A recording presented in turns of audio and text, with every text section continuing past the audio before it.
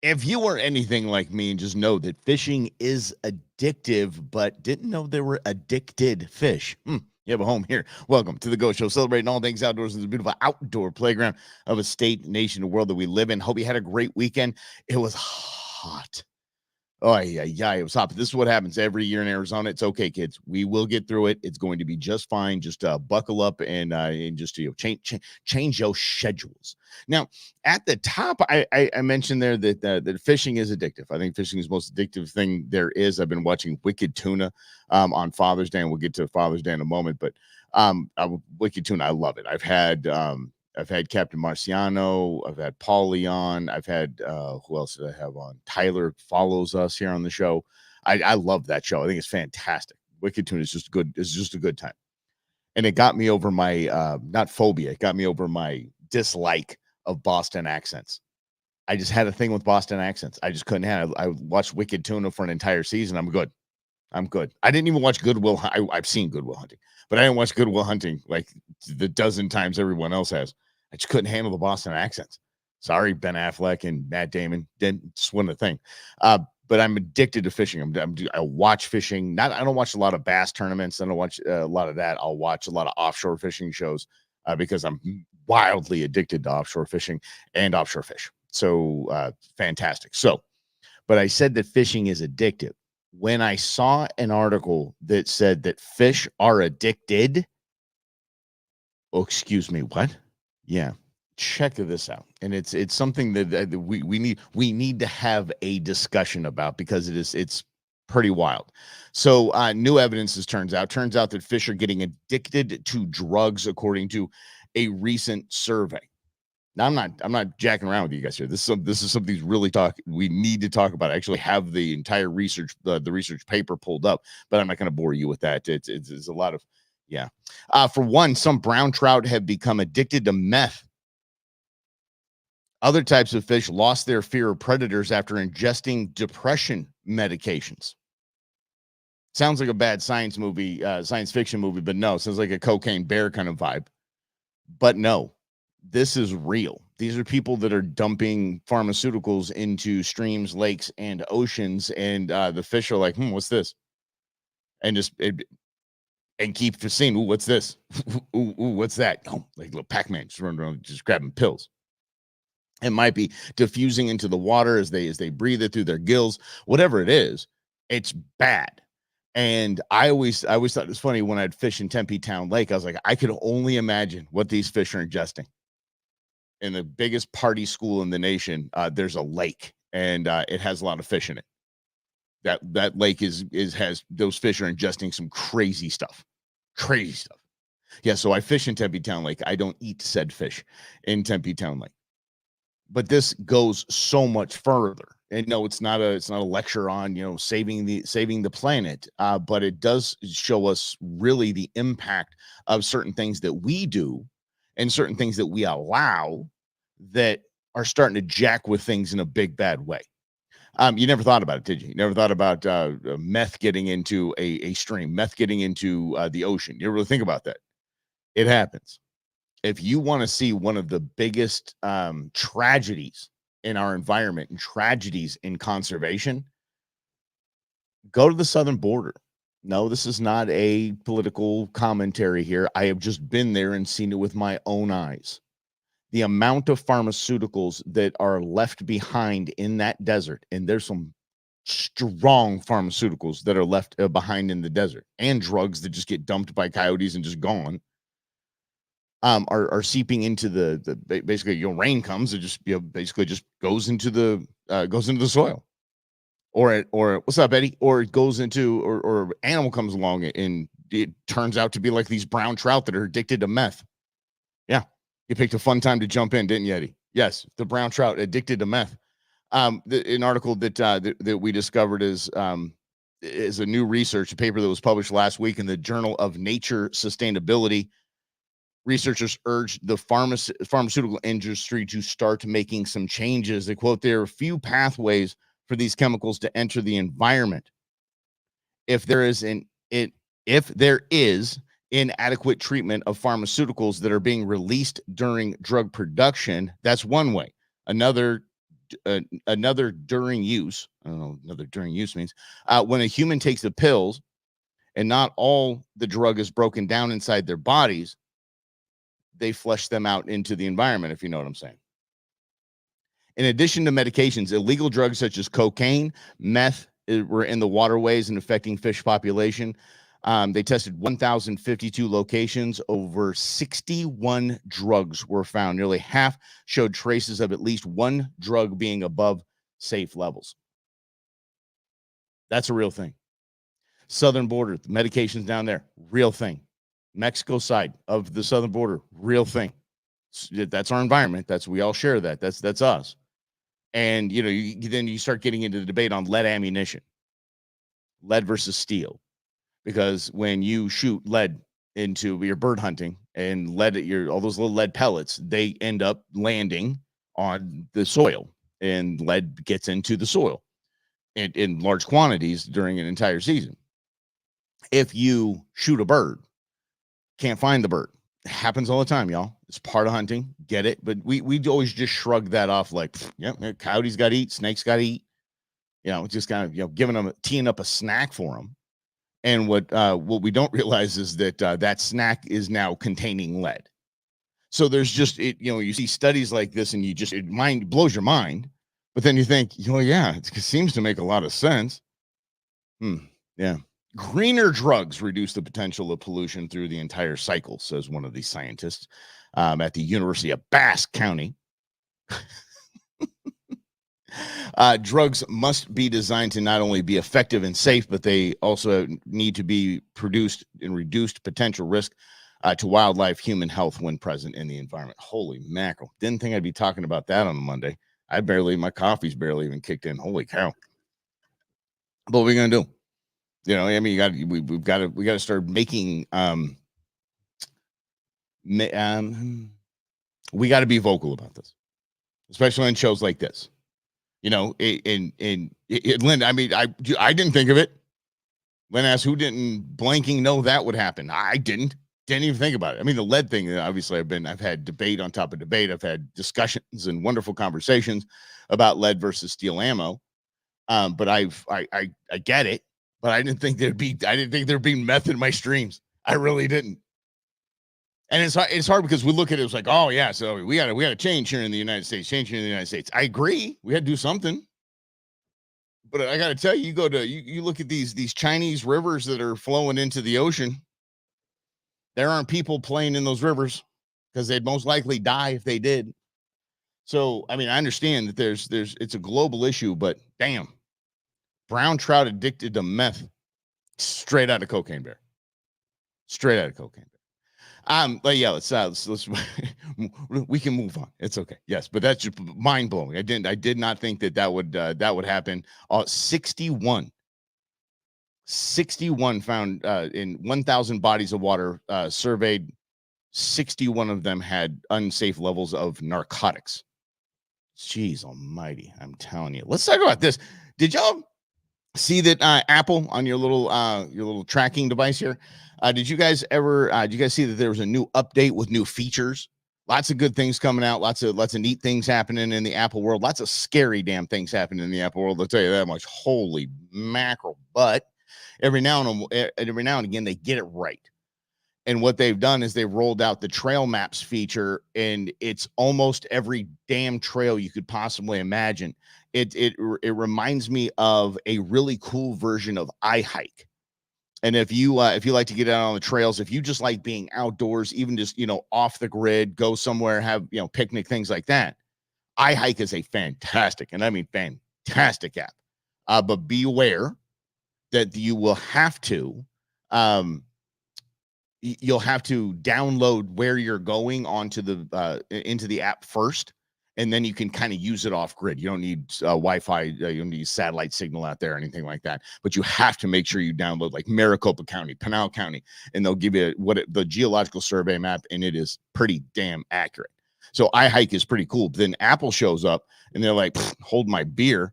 We're gonna do this all trails, and it's going to be pretty damn cool." And it is. It's iHike on steroids. It's a combination, I would say, because Apple's really good at thieving things.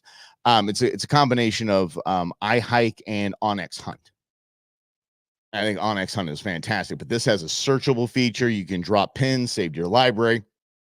A lot of cool features on this thing that are really cool. Track your entire progress, send out alerts. This thing is, I applaud Apple for this, because anytime you find a company and an organization that is encouraging in any way people to get off their booties and get outside and just, maybe walk around the damn block, don't care, but if they got a trailhead, 2 miles away, see if we can make that happen over the weekend.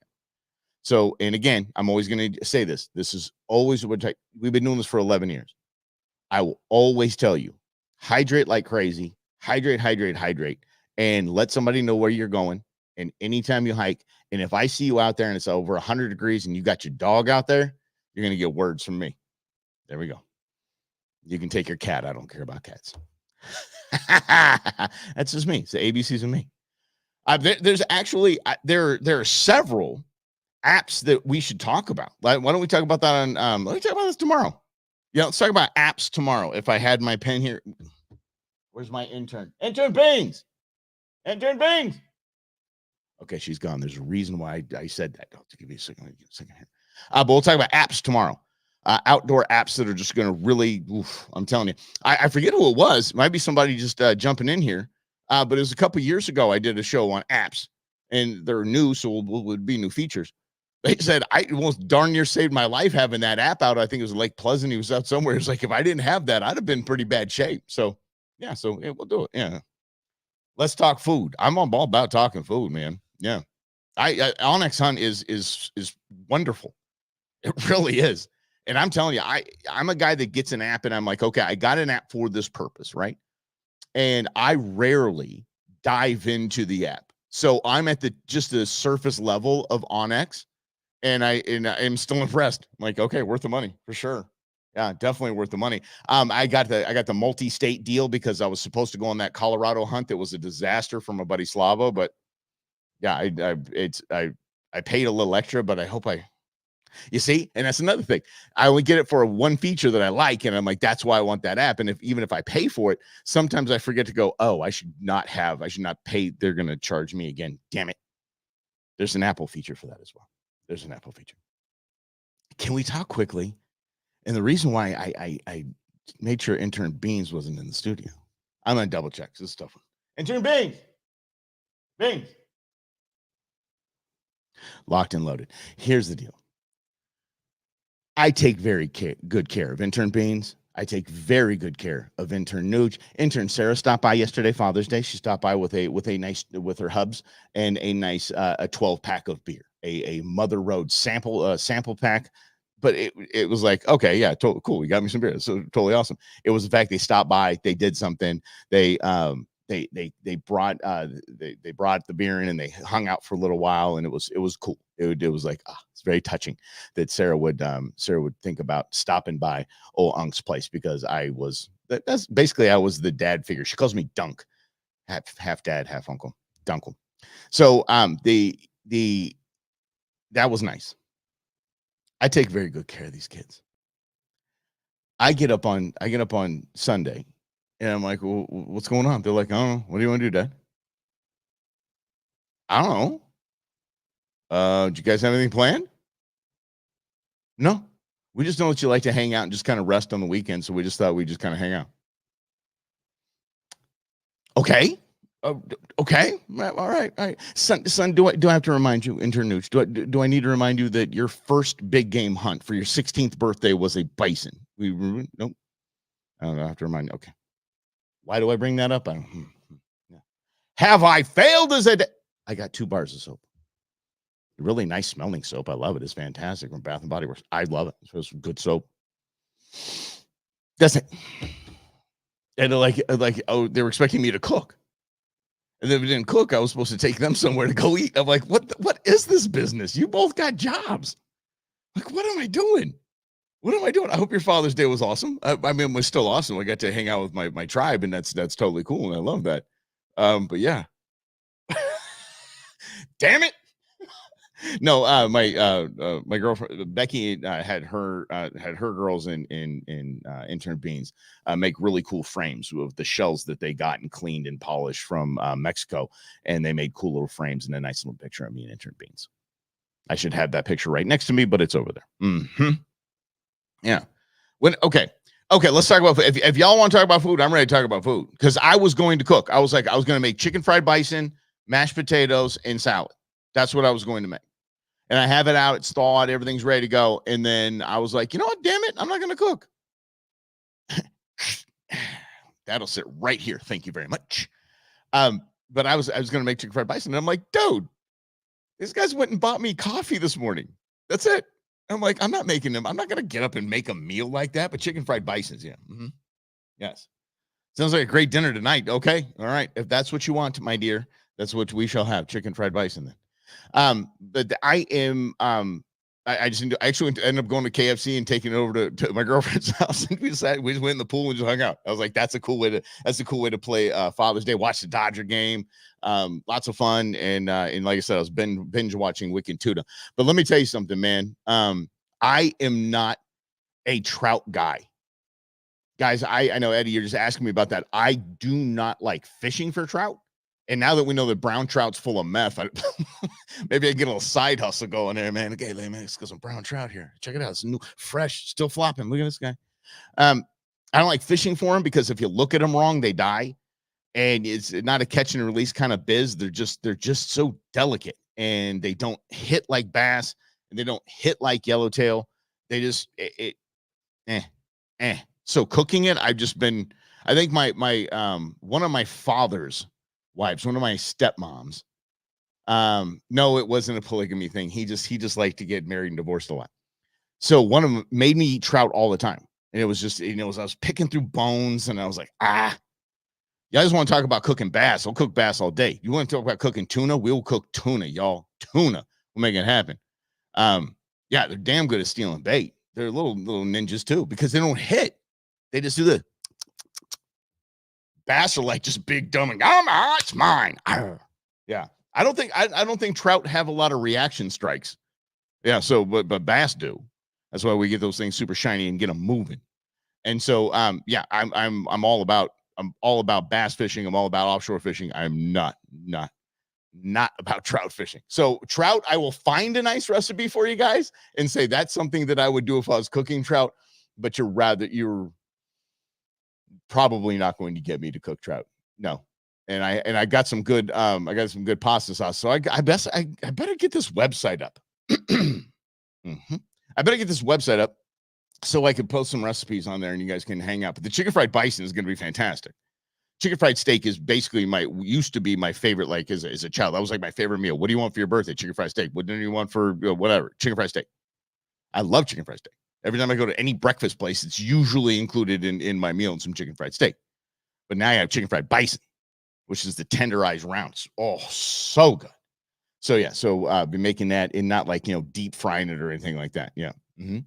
And rabbit too. I actually have a pretty damn solid rabbit recipe. Becky's chiming in with some rabbit. I want to go rabbit hunting. I have never been rabbit hunting. You can hunt rabbit here. Hunt rabbit here year round. But it's something about if the month has an R or doesn't have an R, whatever. Just cook the damn thing, please. I was actually, what was I hunting for? I want to say it was javelina, and it might have been deer. Yeah, because I had my res deer, and so I did this big jackrabbit. It's just right there. I'm like, oh hell yeah, let's go.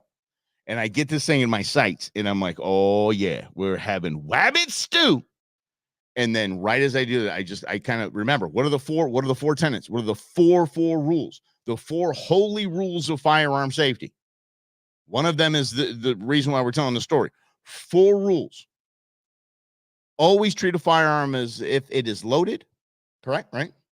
Never point it at anything you are not willing to destroy.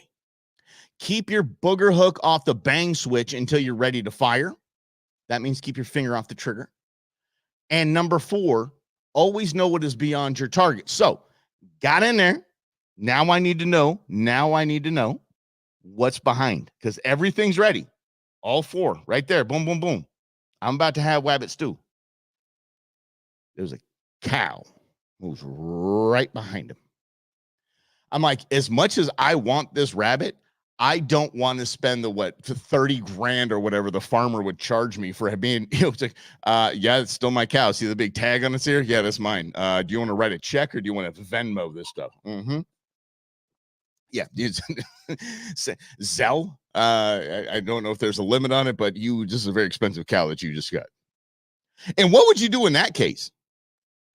Like, seriously, what would you do in that case?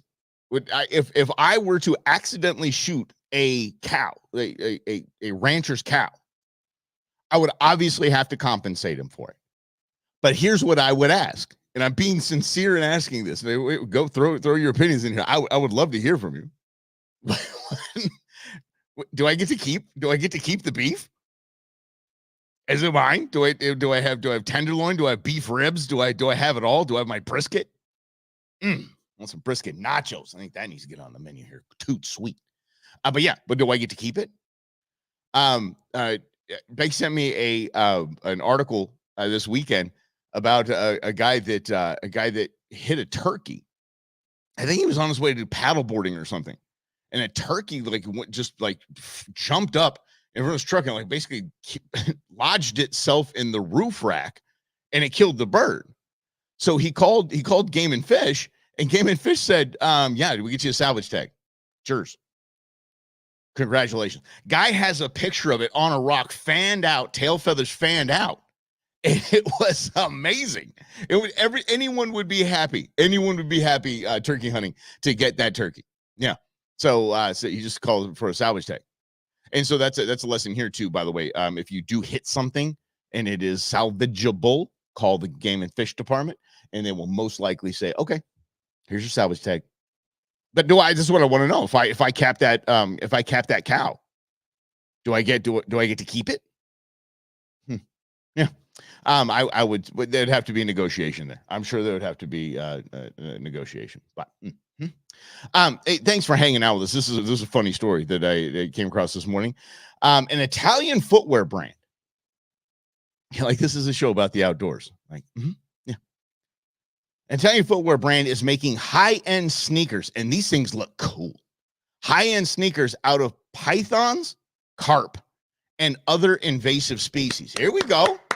I like this. The company claims that with every 3 pairs of bally pythons, they're able to protect more than 160 native animals in the Everglades. How damn cool is this? See, this is what people just thinking outside the box, making it happen. I love this idea. I love this.